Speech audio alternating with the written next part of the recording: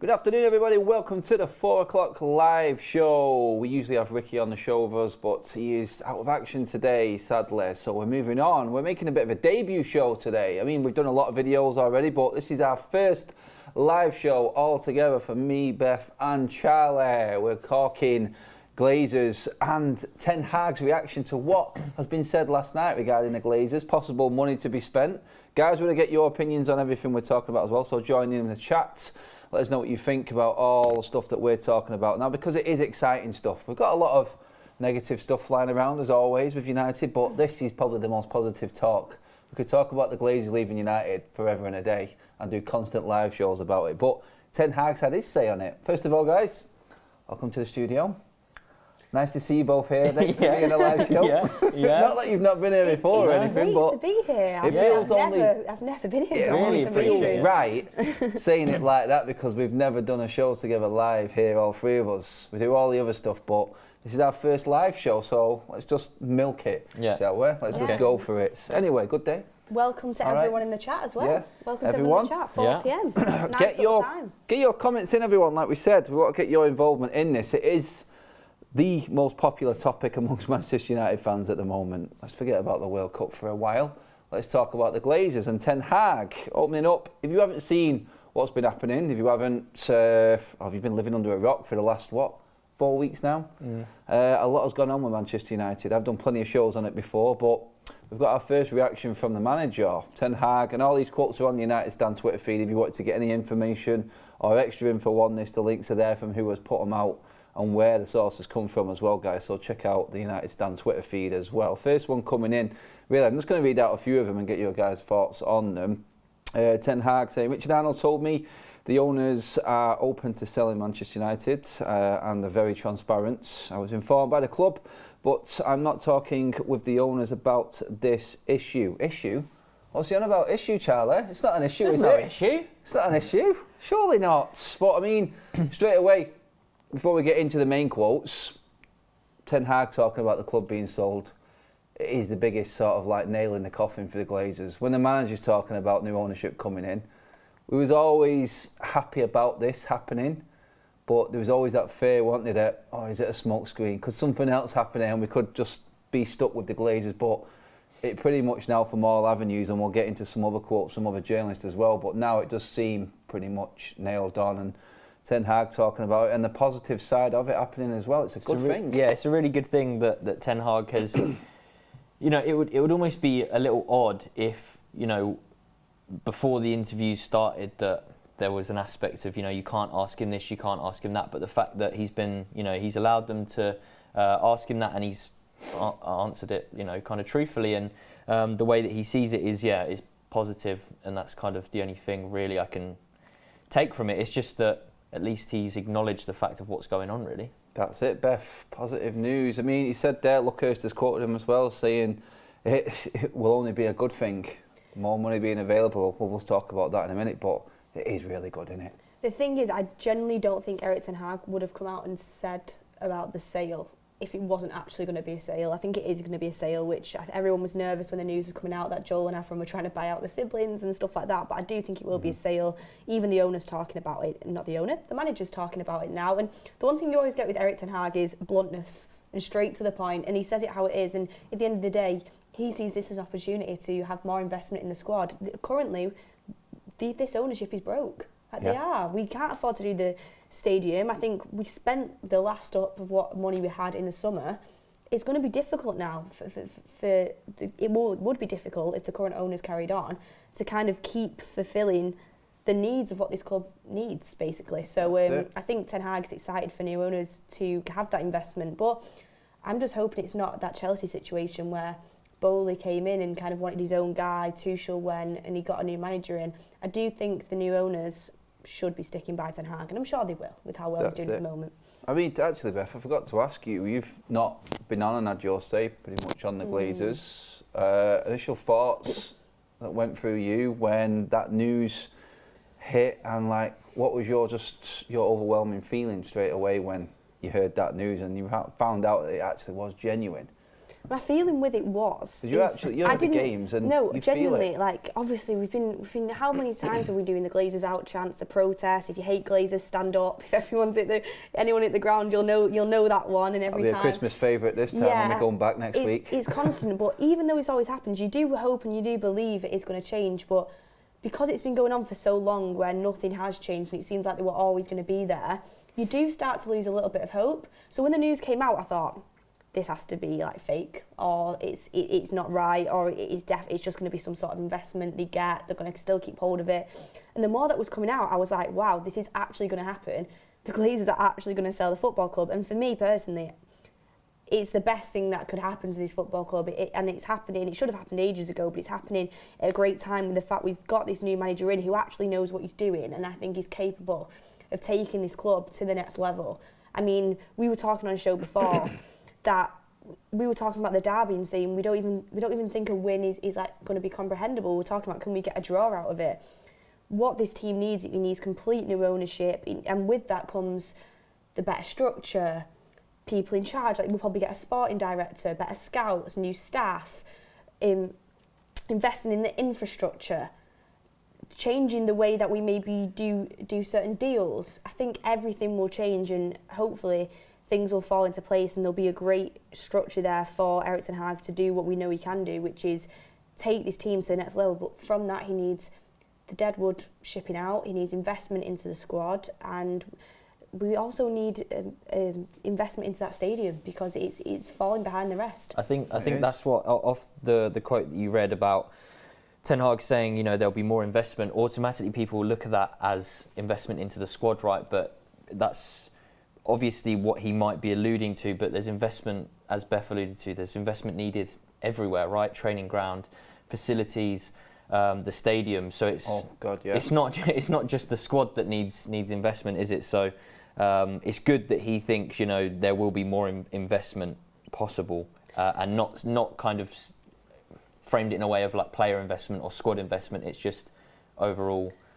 Yeah, it's interesting there, Beth, because like what Sammy Luckhurst has tweeted out there, another quote when Ten Hag was saying, we spoke about the culture we want, we spoke about the objectives, the goals, the culture, and Arnold said and confirmed it won't change. And I started to worry a little bit. It will be even better though, we said after that, and more money will be available.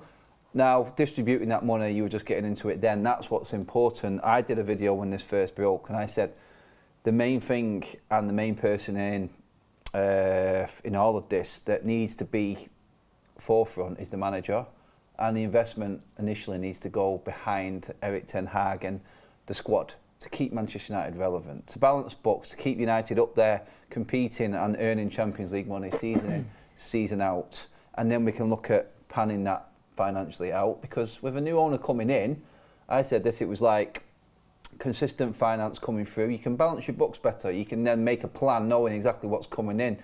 Any real investment needs to go behind the manager. I mean, you may disagree in that, it can be put elsewhere. Do you feel like that's the way to go, or do you think it needs to be separated earlier, or does the investment need to be more in the infrastructure rather than the playing staff right now? I do think there's no reason why it can't be both. I think anyone who's got 6 to 7 billion to spend on Manchester United is going to be very, very, very, very wealthy. Let's put it that way. They're not going to be short of any money, and the fact you can't buy clubs on debt anymore as well is really, really important. So whoever is going to buy Manchester United, and I think Erik ten Hag actually said in one of his quotes, I don't know if it was Erik ten Hag or there was a quote come out saying that the Glazers are going to sell it to the best possible people, you know, to invest into the football club. I think when you see the likes of owners that are coming into the footballing world now, it could be someone who can afford to reinvest in the stadium and spend whatever money we would want in the summer. And I'm not saying it should just be a limited amount of funds, but Manchester United brings in a very, very, very good amount of money anyway. So as long as we can keep that going, we can afford to spend money in the summer and get behind the manager. What we actually have been lacking, because obviously the Glazers have spent money. Like, people were against, the Glazers have been poor owners. They have spent money, but they've spent money in the complete wrong way, because they've had people in charge that should never have been put in these positions. So what this owner really needs to do is, he needs to come in, or whoever it is needs to come in and they need to put the right people in charge and distribute the money with the right people, because we need a sporting director, we need better scouts, we need people in doing the transfer business that actually know what they're doing. Do you know what I mean? Like, you see Leicester's scouting system, how amazing that is. You look at the way Manchester City do business, it's great. We need the right people in charge, but I think the money will always be there with Manchester United. Yeah, that's it. Super chat from Glenn. Off topic, guys. Really disappointed in Martinez singing anti-British anthem after the match. Don't know what that's all about. I honestly don't know. I haven't got a clue what a cheers. I appreciate the super chat.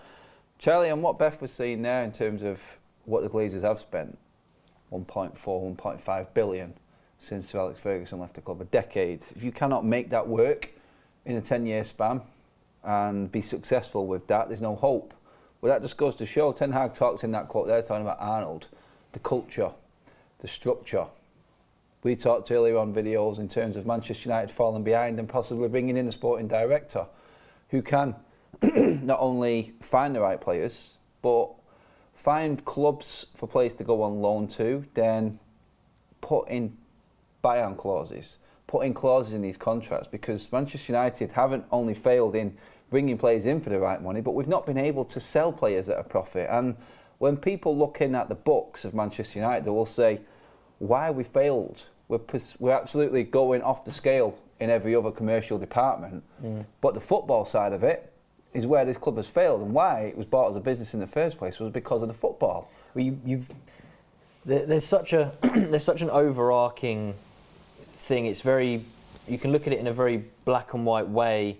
That's like, oh well, yeah, we spend a load of money. There's such a deeper thing to it, in the sense of, like you say, recruitment and bringing players in at a young age with, even if it's just the hope of doubling what it is, even if it's you buy them for 5 million, you get 15 million out of it. Do you know what I mean? There's so many smart ways to make money, and especially in kind of today's current climate of football, as they're run as businesses. You look at, when Newcastle's new owners came in, everyone kind of expected, because of their wealth, expected them to come in and just throw money at whoever they wanted. And they've been very, very smart. And what they've also done is they've taken aspects from other clubs, even the staff, like I think they took, was it the Brighton recruitment guy? Yeah. This is things which we've got to be looking at. We've got to be looking into recruitment. We've got to be looking into so many different things, because it's all well and good, wanting to win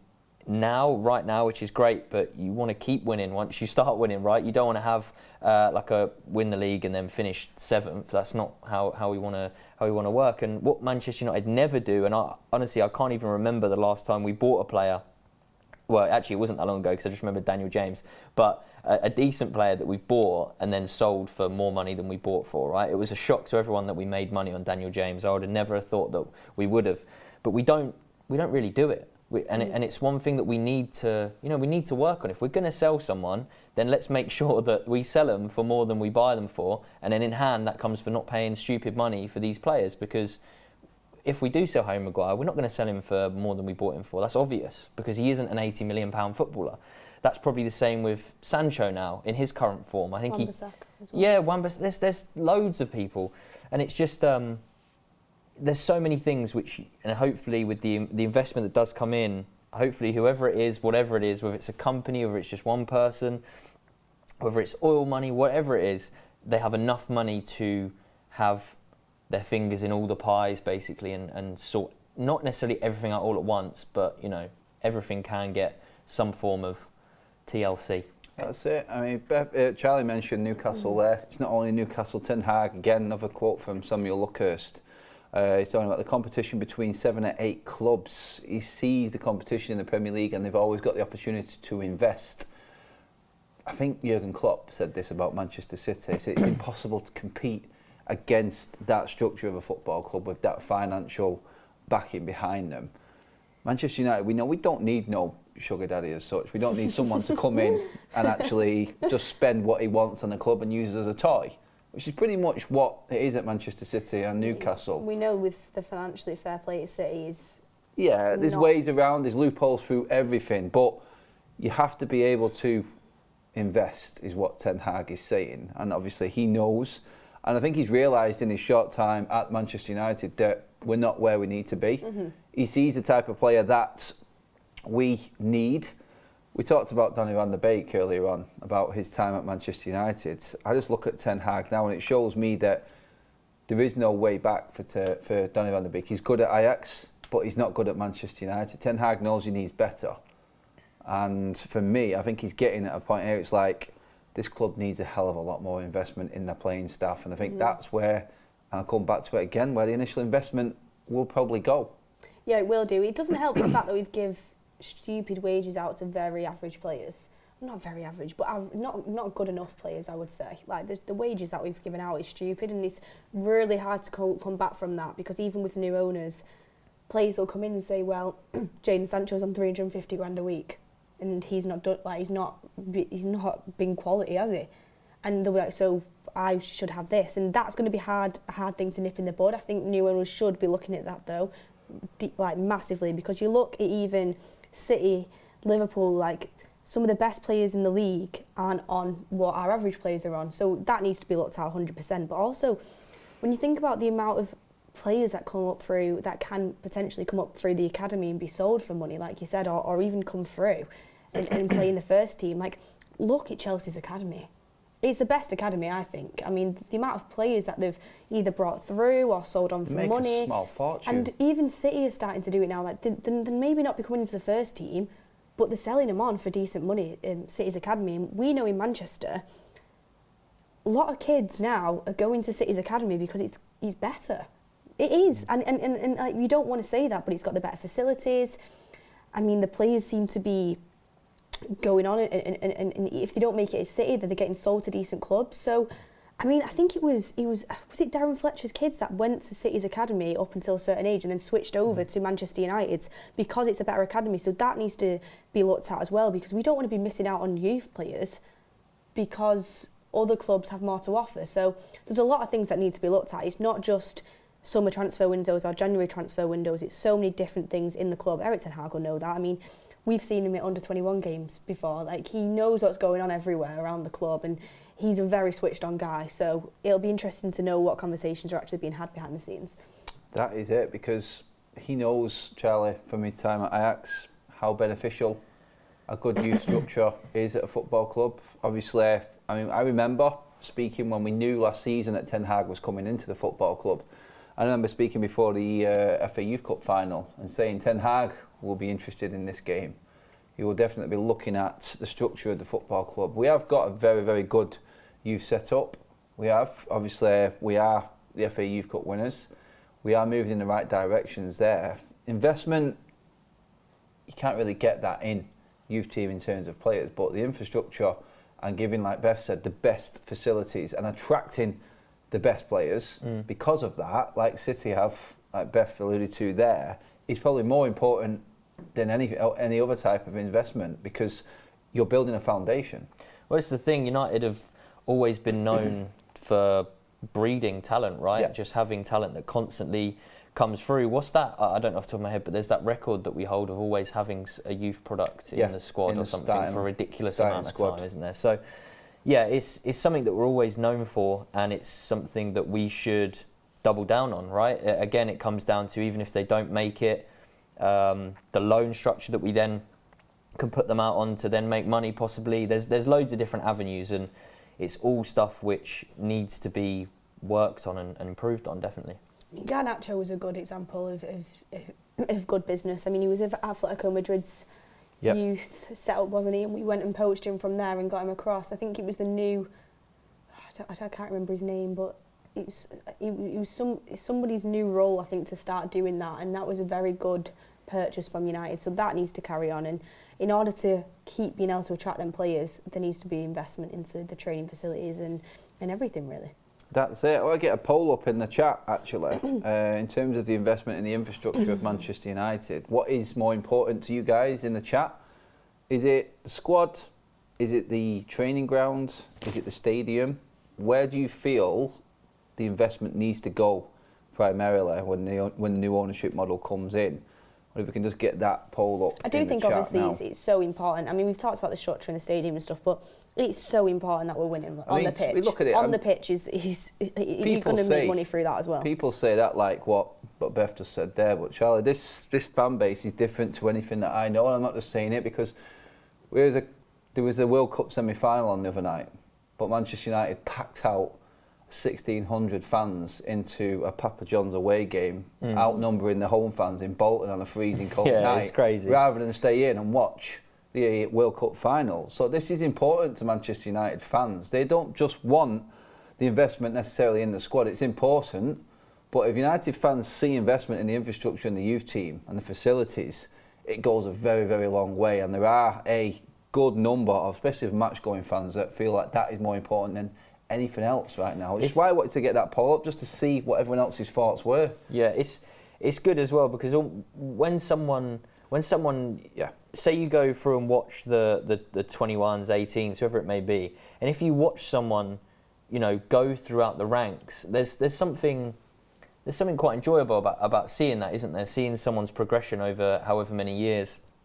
The one for instance, like Kobe Mainu now, it's really good that in 2 years' time, if you see him make his kind of first start in the first Premier League game or something like that, it'd be really good if that happens, and it's something really interesting about that, rather than constantly going out and buying and buying and buying. There is something different about kind of nurturing talent. That is it. I mean, when it comes to the infrastructure, Beth, we sit in that Old Trafford Stadium, probably the most famous stadium, one of the most famous stadiums in the world. And you look at it and you go, moving forward into the modern era, the guys in the chat as well, let me know what you think about it. But new stadium, regenerate Old Trafford, there's that love affair, and I think a big core of Manchester United fans that will look at it and go, it's Old Trafford, we can't get rid of Old Trafford. We can't get rid of it. But then we are moving into an era of, well, we need to be up there with the best facilities, the best stadiums, and we have, if we're going to compete and attract a lot more to Old Trafford, it's not just a name that's going to carry it anymore. We're going to have to be offering a lot more, and the stadium investment is going to be massive in this. Are you on a regenerating Old Trafford, or are you a new stadium? I'm really, really torn. I don't want to be the person that sits on the fence, but I think a new stadium would be splinters. Unbelievable, obviously. I mean, a new stadium would be unbelievable. I mean, you look at Tottenham's new stadium. I mean, I've not had the pleasure of actually going down there. I'm always watching. I'm not going to lie, it is very good. Always at Old Trafford, but with like a new stadium, it's like the leg room. Do you know what I mean? I know you shouldn't be bothered about that, but we don't have to. So anyone who's watching who hasn't been to Old Trafford to gauge, like Beth is 5'2.5" or something. I'm 6'4", and Beth's moaning about the leg room in Old Trafford. So that just gauge that and know exactly how uncomfortable it can be inside Old Trafford. Yeah, but also on the other side of that is, I love how close everyone is to the pitch. Like, it always feels like you're basically on the pitch, because people love that. Obviously, if you look at the new Spurs stadium, look at the West Ham stadium, you're actually far away. West Ham is awful, but you're so far away from the pitch, it kills the atmosphere. I love the fact Old Trafford, everyone's kind of together, and when a goal is scored in the last minute, when you're all on top of each other, and it's got a great atmosphere. So in that sense, I would love to, if it can be regenerated to a point where it can keep up with the other stadiums, I'd much prefer to regenerate it. But if that's not possible, then a new stadium, it'd be sad, but it's sometimes you do have to change with the times. You can't hold on to maybe something forever. But if we can install the things that are needed in the current stadium, then I go down that route. But then I think about, obviously TVs aren't the be all and end all, but do you know how you I love to see a replay back on when you're in the stadium, when you've watched it. It'd be nice to see a replay. Well, you can't watch VAR things, right? You can't do that because you have no TVs. I look at Old Trafford, and because of how packed together it is, I generally can't see a space for to put a TV anywhere. And people say, oh, it's only a TV, but it is very, very cramped in there. But then at times that can be great. So it's one of them. I am firmly sat on the fence right now. Yeah, Charlie, where are you at with the stadium? I mean, there is like that love affair with the old school Old Trafford, but then there is that wow Look at that Spurs stadium, isn't there? The what if, isn't it? You can always make new history as well. This is the thing, and I think me and Kev actually did a video where we mentioned about the stadium, and I feel like it almost, what you find is the older generation, because they've obviously experienced a lot more history and they've grown up their whole lives with Old Trafford. I mean, we all have, but you know, the history is a lot better, let's say. It's a lot more difficult, you know, to imagine what a new stadium would be like. Whereas, I mean, I'm a little bit similar in the sense of I just can't imagine what it would be like to not have that stadium. Do you know what I mean? Even though, you know, you do compare it to Tottenham's and stuff, and it's not really comparable, is it? But it's just there is something quite attractive about the what if. You know, what could we actually? You look at Tottenham's and you go, well, we can probably do better than that. And it's something quite cool about that. It's just, do you then still call it Old Trafford? Do you call it New Trafford? Is there, you know, there's lots of different ways you can kind of look at it and go down different avenues with it. But I mean, I wouldn't be opposed. Beth kind of said it right. If they can somehow regenerate the current one we have to the standard that it needs to be, then perfect. But if we need to go to and build a completely new stadium, then I'm not against that either. I know I'm completely backtracking here and we're on the stadium talk, but one thing just popped into my head before, and we're talking about, you know, being able to attract players and build the youth team with facilities, and it kind of works into the stadium as well. But what we need to make sure we don't let happen in the future is we have to make sure that a future Jude Bellingham doesn't get a tour around Carrington with Sir Alex Ferguson and still chooses to go somewhere else because he knows he just won't get the game time. That's what that can't happen in the future, because missing out on that talent is devastating, really, looking back on it. Like, we can sit here now and say that was the right decision for Jude Bellingham, because I guarantee he would have been in our under-23s and he probably wouldn't have had the experience because we've not had the right people in charge.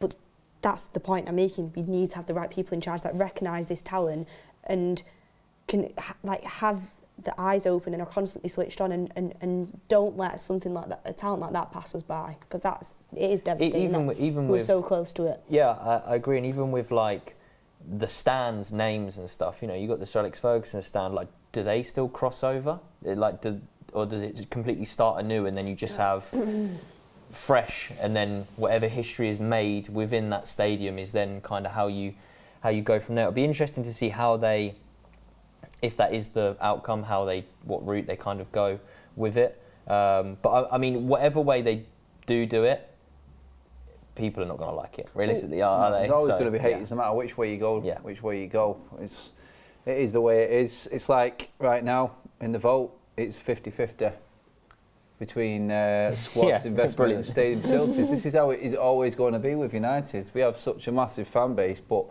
is also, Beth, why it's so important to have fan involvement in any takeover. Yeah. And I think crucial, if we are going to be that club and catch up with other clubs ahead of us right now off the field, which we are falling behind in, we do need to have an element of club engagement within big decisions. Obviously, we don't want to run the club. We leave that to the people. But there's certain decisions that are made at football clubs that mean a lot more to the fans. The stadium is key, obviously, training facilities. We want the best for our players because ultimately we spend our well-earned money going around the country following and supporting the players. So the fans' involvement has to be quite substantial in any takeover. Do you know what I'm actually looking forward to potentially? I mean, it's not nailed on, but we would hope that with this new takeover, there's actually going to be a connection between the owners and the fans again, because there's been such a negative relationship between the Glazers and the fans, and rightly so. But I mean, to see other clubs have that positive relationship with the ownership, I think it drastically improve just the way you feel.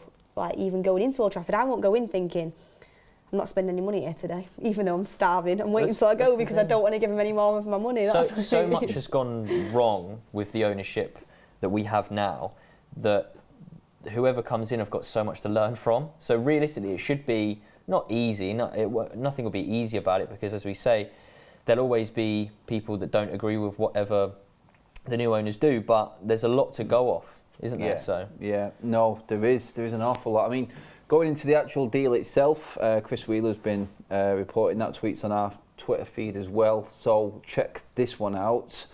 The Glazers have been tight-lipped in terms of price. They would like it to start around and be interested in 5 billion conversations. I saw 6 to 7 bill. But he's actually gone further than that. They're hoping that could rise in a bidding war, going up to 9 billion. Ridiculous. But that isn't that if like a big company like the Amazons, your Apples. Yes, if Apple are involved and Amazon are involved, then you're talking a different animal. Basically, they're saying when people come in with more money, they want more money for the club. If someone with not as much as they do, then they'll take the lower fee, right? To be fair, that even though I don't think they'll get that sum, but the fact that they're aiming high makes me hopeful in the fact that whoever they sell to and he's going to buy us, he's going to be very, very, very, very wealthy. Like, I don't think it's like, I was worried at first that they were just going to sell it to, an American corporation that they kind of have business with over in America, and like friends, like not friends, but as Kev would say, know each other in business and in that. And I thought, it might just pass over to some more Americans. And I'm not tinting all Americans with the same brush, all American business owners, because they could be a great business owner. We don't know, but personally for me, I think even though this isn't the way football should be going, and I wish it was different, I do think now to compete the likes with City, we don't know who Liverpool's going to sell to, Newcastle, you need owners that have extreme wealth. That's it. Just going to bring in some of the chat actually now, because Chris Casey sort of got in with what you said before, but some of this comes down to the talent enhancement. Youth will continue to avoid United until we enhance our talent development skills. That is it. It's putting the right people in the right positions. We've had scouts that have just been let go of Manchester United that have been here for 17 years. God riddance. Why now? Why now? Because we've bemoaned, even under Sir Alex Ferguson, Charlie, I mean, we've had countless flops. We've had some absolute doozies, don't get me wrong. Yeah. And we have been spoilt with players that we've brought into the football, but it's not without a few failures as well. And you know what? I look at Ten Hag's job right now, and I look at what he's talking about here and like how difficult it is to compete. He's in a more difficult position than I think than any of the top 10 teams in this league, because he's dealing with what can I think of? 7, 8 managers worth of players in one squad. Yeah, he's not hard. He's not good at easy, is he? No. But no, when it comes to scouting and stuff, it's quite obvious that we've not been getting it right for a long, long time. So yeah, again, another area that needs to be. It's not even just like works, and I feel like the whole thing needs to be like, right, let's knock it all down and start from scratch and go from there. What needs to happen is, obviously United are always going to buy players for big money. I'd expect that. I would expect that from a club like Man United, but there's been so many times that even the fans, and this is even before United should have gotten even before we even noticed. The fans have said, we need to go for this player now, like Gakpo in the summer. We wanted to get him there, now his price is rose even higher. There's been players so many times that we've had our eyes on. Like even remember when the fans really wanted Fabinho, and it just didn't end up happening, and then he ended up being a really good player for Liverpool. I mean, I think we wanted to get. I mean, people might disagree with this, but Jack Grealish was one that we like instantly when he was playing for Aston Villa. I know so many people like we need to buy him now. I remember. Again, this player hasn't really worked out very much, so you never know. But I remember when Harry Maguire was at Hull, and there was people saying we should probably go and get Maguire now. And it just wait, and then a massive price tag. I feel like people say it's a risk, but United need to be smarter. It's not a risk if you do the research and you have the right people in charge who know the statistics and have the vision of what's going to be successful. So we need to be getting our own players in that. Like Charlie said, we can eventually maybe sell for even more than what we bought them for. Exactly. Super chatting for Manza. Great stuff, guys. Up the Reds. Thanks for the kiss as well, mate. In that one. You've got to look at it here. I've just brought another one up here. MKF in the chat says, in terms of like the valuation and what the investment's going to have to be, it's like buying the football club, 6.5 billion. New stadium, 1 billion. Training facilities, 350 million. Squad, 650 million. 8.5 billion in total. It's mental, isn't it? Some deep pockets. Everything you've got there, because I know for a fact that Manchester United turned down the opportunity to invest 200 million in a new training facility. They turned that option down. Why that was turned down at the time, I do not know.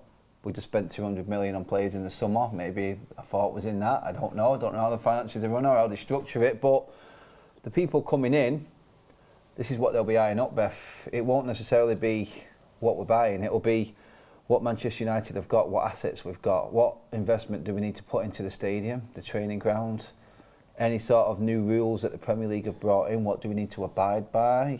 They'll then see the closed book, that book at Manchester United, the finances, the real books, the nitty-gritty and running of Manchester United and what actually comes in and what goes out. And this is why, and I said this in a video, this is why it's going to take a little bit longer than what we would hope it to, but it needs to be done and it needs to be scrutinised down to every single penny that comes out of this club or goes in it to make sure that this works for us going forward. Also, there's a very, very, very minute group of people that can actually afford to purchase Man United. I mean, how many people out there are actually tens of billions worth? Do you know what I mean? Obviously, there's companies that are like Apple, Amazon that have got trillions, and there is obviously people with extreme wealth out there that have got billions upon billions, but it's very select few, like very select. And out of them, who wants to buy a football club? So it's going to take a while. I think it'll take a little bit longer than what people expect. Yeah, what do you reckon, Charlie? I mean, rumours are we're going to be looking possibly before the summer transfer window.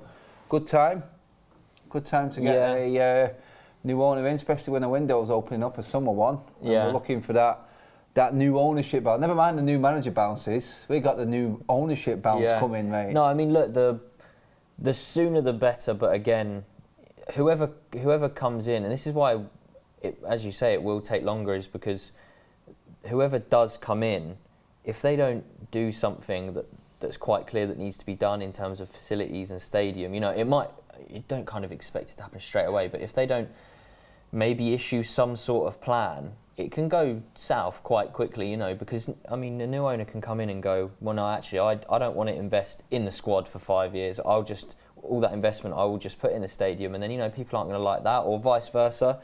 But no, in terms of new owner, obviously, the sooner the better, but it depends very much what they're gonna do. Hopefully, obviously, it will only be good if it happens before next summer, if we're going to spend next summer. Yeah. So Nishan in the chat there says, but there are many companies that can buy Manchester United. Depends what the company is. This is what I was going on about. Yes, there are people that probably could afford them, but if you're a business and you buy Manchester United, what do you want back from it? You need to look at them books and go, can I afford to run Manchester United? Let alone buy them. The initial investment, fair enough, but you need to be able to run Manchester United. It's like if we had let's for instance, a sovereign wealth fund come in, a Saudi-backed ownership or something like that, maybe someone from the UAE, another part of it comes in. It's more of a power-based thing, because the money's there. It's not even their money most of the time. It's just been permission to use and an ownership, just something. And this is why I always moved away from the Arab sort of ownership model that City have got with the Saudis, and obviously Abu Dhabi with Manchester City. It's like we laughed at that because we didn't need that money, and now it's like it seems to have been forgotten about what Manchester United actually are and what we were built on.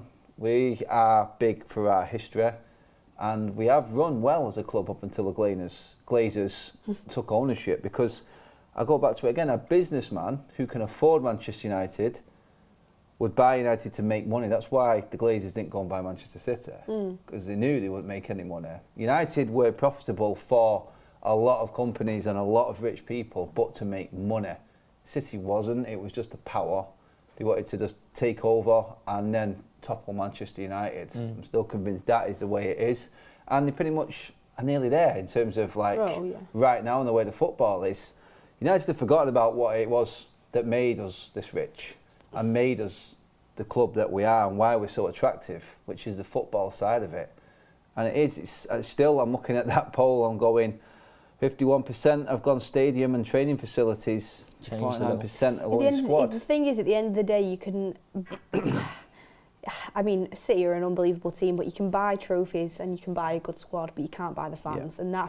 And that's generally, it's not even a dig, but no matter what happened to Manchester United, and I do think we are on our way back up, especially with the Glazers selling, Eric Ten Hag coming in. No matter what happened, we'd always have a bigger structure and a better fan base in City, just purely because of our history. But that's the thing. Imagine our fan base with owners that were actually decent, competent, and competent is the exact word. And invested in what we actually are. That's what it is. And to be honest, you look at it and go, it's not difficult to see where the appeal is in Manchester United. The global brand that is Manchester United, and that fan base will make someone a lot of money as well. To be fair, from a marketing perspective, it would be great to market a company with Man United, and that's why I don't think Apple will happen, or Amazon, don't get me wrong, but when they were linked, I wasn't surprised, because Apple or Amazon sticking their brand on Manchester United globally is insane marketing. Well, because although they obviously would then own Manchester United, as you say, the marketing that they then have goes out to so many more clubs, and when they play against someone, Amazon, whoever it may be,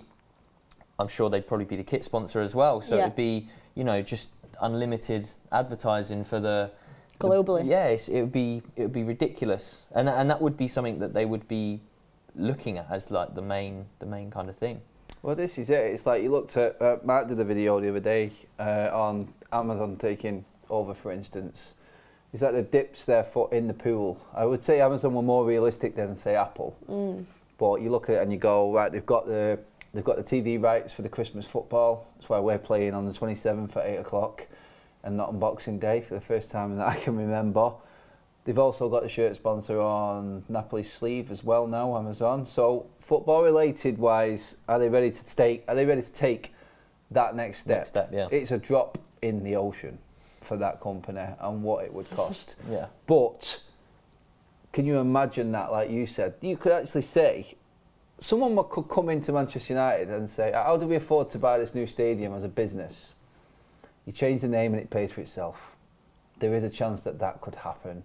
If you change the naming rights to the biggest clubs in the world stadium, it pays for itself, literally. And that's a fair as well as something good. But being open and up for sale, we don't have a say ultimately. It's down to the Glazers who comes in. And that's still the fear factor in all the joy that talking about this brings. You have to come back down to earth and go, someone could come in and rename Old Trafford. They won't give I won't swear then, but what time is it? About 4:30 now. I won't go that far, but they might not give a toss. Is it controversial to say that as long as we were winning and we were having the right investment on the pitch in the club, I'd love it to be called Old Trafford, but if you were winning trophies, come on. Trafford. Do you know what I mean? If you're winning trophies, what would you rather be in the position that we're in now, called it Old Trafford, and we'll lose, and we're dreading playing Manchester City, and we're not at the top, or would you rather be at the top and with good investment, but the name's changed? It's you know all what I mean? Sometimes you've got to get over certain things sometimes, and I know what I'd rather have.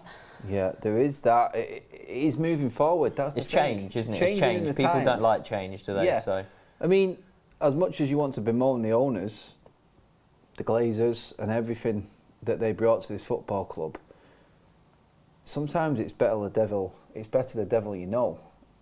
And we don't know what's coming into Manchester United. Someone with the power of the companies that we're mentioning, or even the sovereign wealth funds, they're going to come in and go, we aren't football. We do not care. We're buying this as an investment and you don't have a say. So negotiations on this are all good and well, as long as like the club are negotiating like a fan interaction part of it and we're having a say, but it still can go completely over our heads and we won't have a say in anything. You've also got to think about, I don't think it will, but it's nice to think about. Say if it was a brand like Amazon or something like that, if they came in and they didn't have that fan involvement and the fans weren't happy with them, that is real. That again, the marketing works negatively, because then they're getting. I mean, Manchester United is global. Like, they're not going to want to be bad named globally, and people might think, oh, they're not going to care. That they won't want the tin of that on them. I think if it was someone that genuinely had a reputation that they needed to keep up within the world, you're always going to see positivity. The issue we had with the Glazers was the investment back into the club, Charlie. Some Taking big, dividends. big company comes in, big juggernaut, Apple, Amazon, anyone like that, and says, I'm changing the name of the stadium, there's $500 million for players. What are you going to say?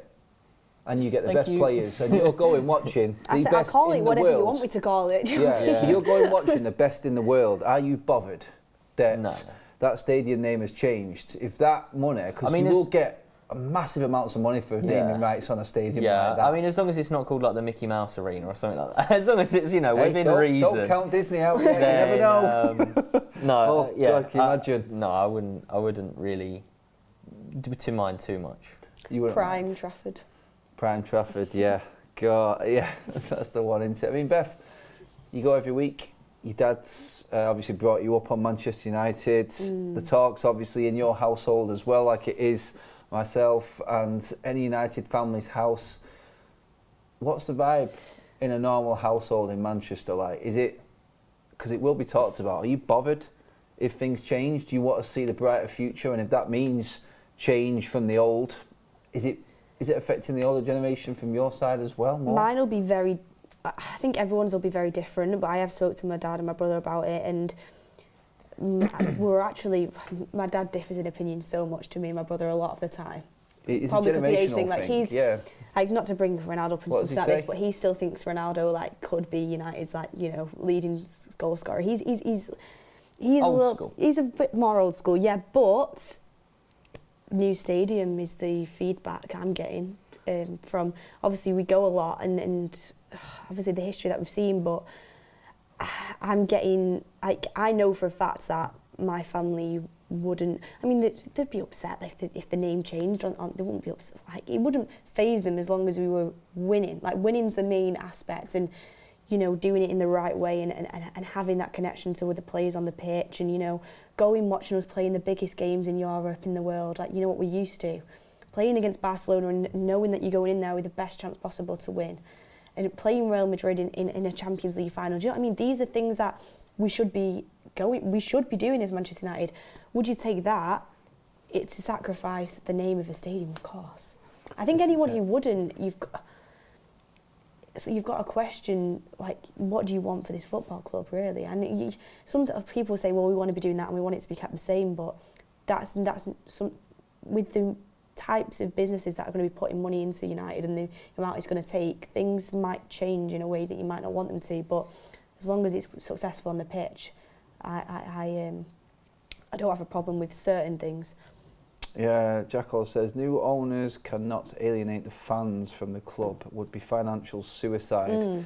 We've seen it with big clubs across down in Europe. In prime examples being the Nou Camp and the Bernabeu, Real Madrid and Barcelona, redeveloping their stadiums, Charlie, right in the middle of city centres. We've obviously known the structural issues that we've got here at Manchester United in terms of the railway track and trying to get over that. Well, you can see why some fans would actually say, well, no, this is doable, because I don't know, would it be seen as second if you had to move a stadium like Atletico Madrid? Atleti have moved stadium completely away and well outside of the city of Madrid. And there's a lot of fans that just, and I understand the alienating side of things from it and taking away what the history of the club is.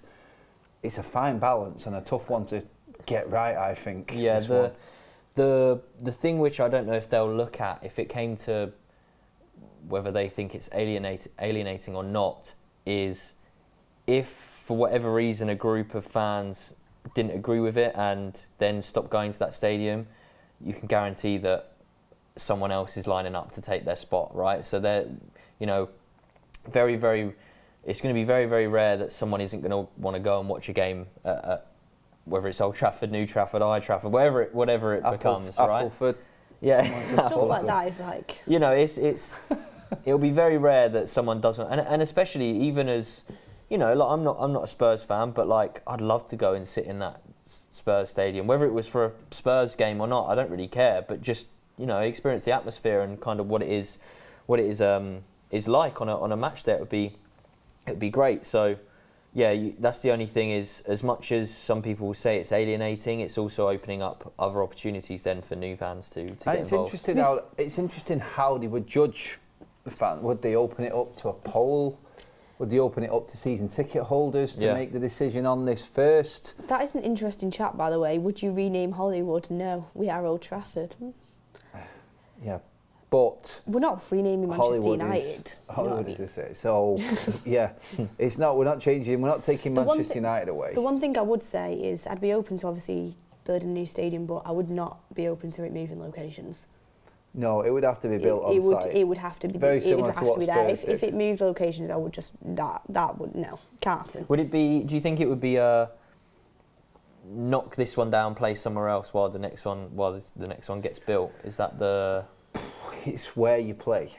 That was the next question. You have got an awful lot of season ticket holders. I will not be going to the Etihad, not a chance on this earth. Yeah, and no, we're not going to. Fill out better than them anyway, won't we? We're not going to Leigh Sports Village either right now, but I don't know anywhere that can accommodate Manchester United. Yeah, that was the next question. Is if so, where do we? We have to play at Old Trafford, and there has to be a stadium built on site next to it. That's the only way it would work. Because no one, City would not welcome Manchester United. No. United fans wouldn't want to go to the Etihad. No.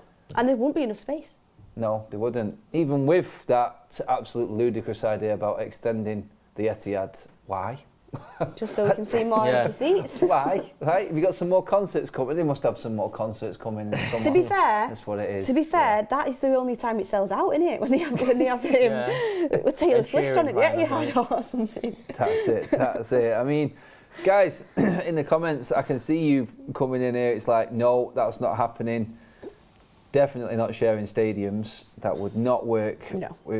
I think United fans would destroy the Etihad if they went in there. Oh, yeah. It would be carnage. It would be. I just wouldn't feel right as a United fan going to watch a United home game at the Etihad. It just wouldn't be right.